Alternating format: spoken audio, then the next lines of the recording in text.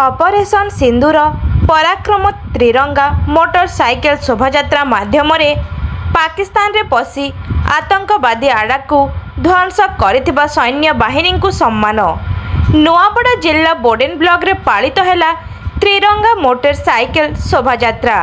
आज यही मोटरसाइकेल शोभायात्रा रे बहु सरकारी बेसरकारी विभागीय कर्मचारी सचेतन नागरिक अवसर प्राप्त सैनिक त्रिस्तरीय पंचायत प्रतिनिधि और एलएम विभाग मिशन शक्ति विभाग सम्मानित शिशु विभाग शिक्षा विभाग पुलिस विभाग सह विभिन्न विभागीय अधिकारी एवं कर्मचारी माने सामिल होई देशर मान सम्मान एवं स्वाभिमान अटंती आम सैन्य बाहिनी बोली आह्वान करथिले।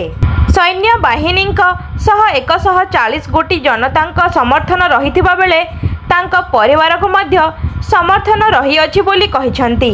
भारतीय वायुसेना पाकिस्तान रे पसी उपयुक्त जवाब देइथिबा बेले 9 गोटी आतंकवादी अड्डा को ध्वंस करिथिबा सैन्य बाहिनी को सम्मान और समर्थन जणाई तांका कार्यकलाप को उच्च प्रशंसा करथिले।